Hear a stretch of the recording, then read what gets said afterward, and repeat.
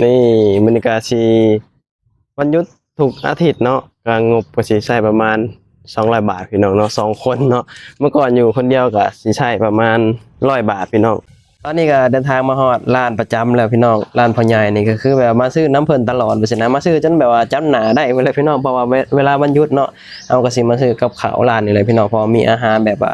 อีสานบ้านเฮาไปสินะอาหารแบบบ้านๆพี่น้องเนาะอันนี้ก็สิเป็นรถพุ่มพวงพี่น้องรถพุ่มพวงนี่ก็ของก็หลายๆเนาะ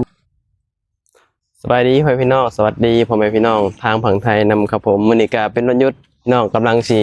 ออกไปซื้อกับข้าวนี่มื้อนี้ก็สิ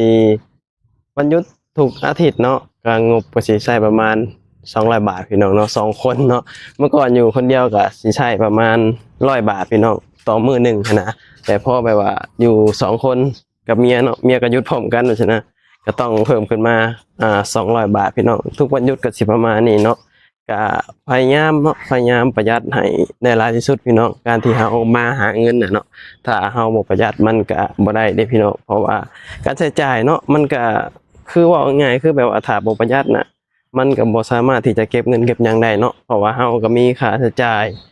นู่นนี่นั่นว่าซี่นะอยู่บ้านอยู่หยังพี่น้องก็เลยแบบว่าต้องประหยัด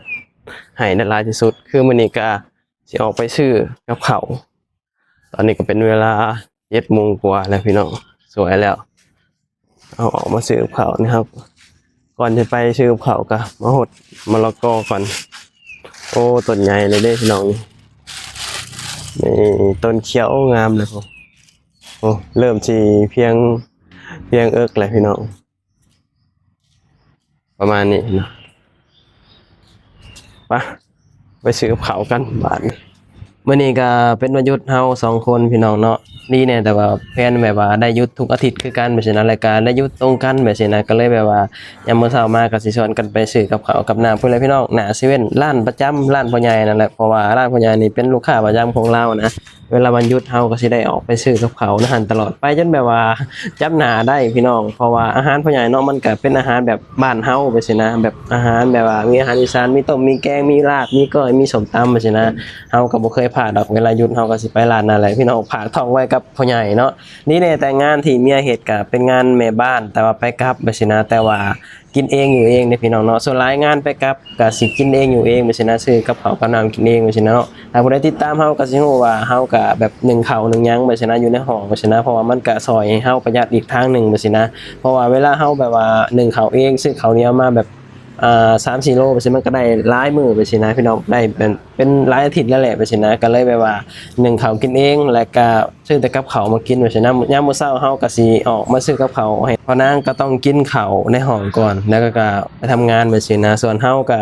บางทีเฮาอาจจะกินน้ำตอนเช้าไปสินะบางทีอาจจะบ่ได้กินน้ำเพราะว่างานที่เฮาไปร้านอาหารเนาะเพราะร้านอาหารกินกับเจ้านายไปสินะกิน3 มื้อเลยพี่น้องเที่ยงเช้าเย็นไปสินะกินกับเจ้านายไปเลยแต่ว่างานของแฟนเฮาก็คือเป็นงานแม่บ้าน แล้วก็ต้องกินเองอยู่เองแบบนี้นะแต่ว่าดีแน่แต่แบบว่าได้หยุดทุกอาทิตย์และก็มันบ่ไกลกันปานใดเนาะแบบว่าสามารถแบบว่าย่างแบบไปเฮ็ดงานได้ไปฉะนั้นยามแมลงมาก็กลับห้องที่สำคัญก็คือแบบว่างานของไอ้เมียแบบเลิกไวพี่น้องเขาเลิกประมาณ6 โมงว่าซั่นนะเข้า9 โมงส่ำกันนั่นแหละแต่ว่าเลิก6 โมงเย็นว่าซั่นนะคือของเฮาก็เข้า9 โมงแต่ว่าเลิก3 ทุ่มว่าซั่นนะพี่น้องเนาะ นั่นแหละพี่น้องชีวิตในเมืองใหญ่ประเทศไทยก็สิประมาณนี้แหละพี่น้องก็บ่มีหยังหลายเนาะอยู่ไทยก็อยู่แบบง่ายๆก็เหมือนอยู่บ้านเฮาแหละพี่น้องเพียงแต่ว่าเฮาอยู่ให้ถูกต้องตามกฎหมายแล้วก็บ่สร้างความวุ่นวายให้ประเทศไทยว่าซี่นะมันก็อยู่กันแบบว่า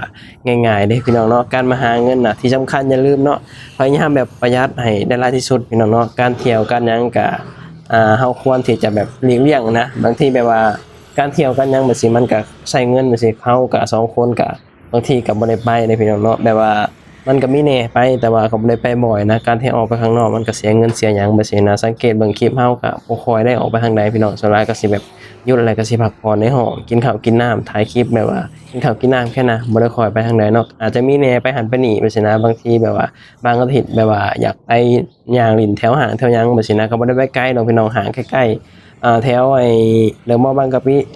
แล้วก็เซ็นทรัลอีทวิวแถวๆนี้ใกล้ๆบริเวณเท่านี้สามารถแบบนั่งรถเมล์ไปได้ไปซี้นะก็บ่ได้ค่อยไปไกลหยังไปซี้นะแต่ว่ามันก็อยู่ไทยอะเนาะถ้าเกิดว่าเฮานั่งรถเมล์เป็นมันก็บ่ได้สิ้นเปลืองอิหยังพี่น้องก็สามารถไปได้เนาะตอนนี้เฮาก็เดินทางมาฮอดร้านประจำมาแล้วพี่น้อง ร้านพ่อใหญ่นี่คือแบบว่ามาตลอดพี่น้องมาจนแบบว่าเพิ่นจำหน้าได้กับเขาวเพิ่นก็หลายอย่างพี่น้องมื้อนี้เฮามาเช้านี่เนาะลูกค้าเพิ่นก็สิบ่ค่อยหลายปานใดปกติเรียนคิวกันเด้พี่น้องนี่อาหารเราก็สิมีปิ้งปลาปิ้งไก่ปิ้งหมูแล้วก็มีลาบมีต้มมีแกงพี่น้องเนาะอาหารแบบบ้านๆเฮาเนาะเฮาก็คนหนึงแบบอยากกินอาหารแบบบ้านๆเฮาแบบสินะเพราะว่า อยู่ไสมันก็คือว่าแหละเนาะมันก็แบบว่าบ่คืออาหารบ้านเฮาแบบซี้นะเฮาก็อยากกินแบบคล้ายๆบ้านเฮาแหละพี่น้องว่าสิเป็นส้มตำลาบก้อยอิหยังแบบซี้นะพอเฮาเติบโตมากับอาหารพวกนี้นะพี่น้องเนาะมันก็แล้วแต่แบบแต่ละคนนะแบบเติบโตมาแบบใดแบบซี้นะแต่ว่าสามารถกินได้เบิดทุกอย่างแหละพี่น้องเนาะอันนี้ก็สิเป็นรสพุ่มพวงพี่น้องนี่แบบเบิ่งรถพุ่มพวงก่อนมีหยังกินบ่รถพุ่มพวงก็มาหลายพี่น้องนี่ของเต็มอยู่เนาะนี่ซื้อก็ซื้อเอาของในรถพุ่มพวงแล้วเฮาก็สิพากันกลับบ้านนี่พี่น้องงบก็คือหยังเขาเว้าแหละมื้อนี้งบประมาณ200 บาทพี่น้องงบมื้อนี้เนาะก็วันหยุดก็บ่ค่อยได้กินหยังหลายเด้พี่น้องเนาะประมาณแบบว่าเมื่อก่อนเฮาอยู่คนเดียวเฮาเนาะก็สิเบิดประมาณ100 กว่าบาทจังซี่นะบางอาทิตย์จังซี่นะแต่อาจจะมีแน่แบบบางอาทิตย์แบบเฮากินเกินจังซี่นะอันนี้ก็คือแบบ200 บาทนี่สามารถอยู่ได้ทั้งวันเลยพี่น้องเนาะอันนี้ก็แล้วแต่คนเด้อแล้วแต่คนว่าแบบเฮาสิแบบว่าจัดการบริหารเงินจั่งใดแล้วก็เฮาสิกินน้อยกินหลายจังซี้เนาะส่วนเฮาหยุดเฮาบ่ค่อยกินหลายเด้เฮากินหั้นกินนี่ไปแบบว่ามันก็อิ่มจังซี้นะแล้วก็ตอนเย็นก็กินแบบว่าในห้องในหยังข้าวต้มขนมไปจังซี่มันก็อิ่มไปจังซี้นะพี่น้องเนาะมื้ออื่นก็ค่อยว่ากันจังซี่นะมันก็บ่ได้มีแบบอิหยังมากมายจังซี่นะเพราะว่าเฮาเว้าง่ายคือแบบว่าเฮาบ่ได้อยู่เพื่อกินเนาะคือแบบว่าเฮาแบบว่า กินเพื่ออยู่ซื่อพี่น้องเราบ่ได้อยู่เพื่อกินแบบซี้นะก็กิน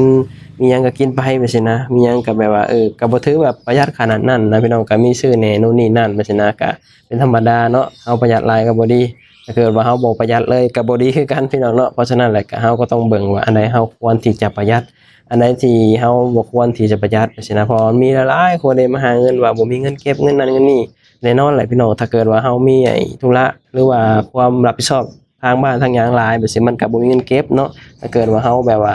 อ่ามีคนรับผิดชอบบ่ค่อยหลายปานใดมันก็อาจจะแบบมีเงินเก็บแบ่งสรรปันส่วนก็ว่ากันไปพี่น้องเนาะแต่มันก็ขึ้นอยู่กับ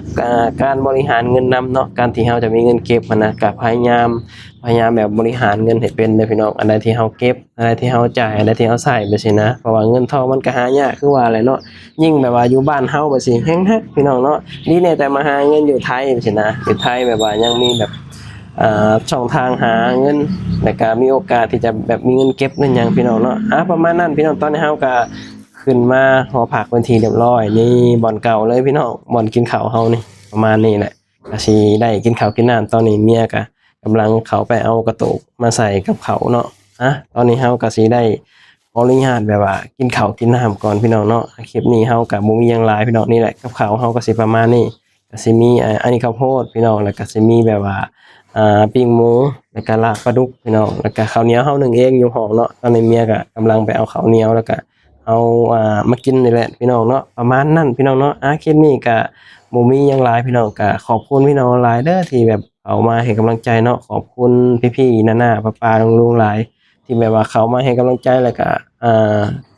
แนะนำการใช้ชีวิตอยู่ในเมืองใหญ่ประเทศไทยไปสินะก็ขอบคุณหลายๆเนาะ เอาก็สิได้ปิดคลิปเพียงเท่านี้พี่น้องเอาไว้พอกันคลิปหน้าขอบคุณที่เข้ามาซัปพอร์ตแล้วก็เข้ามาติดตามเนาะไปแล้วพี่น้องคลิปนี้สบายดีสวัสดีครับผม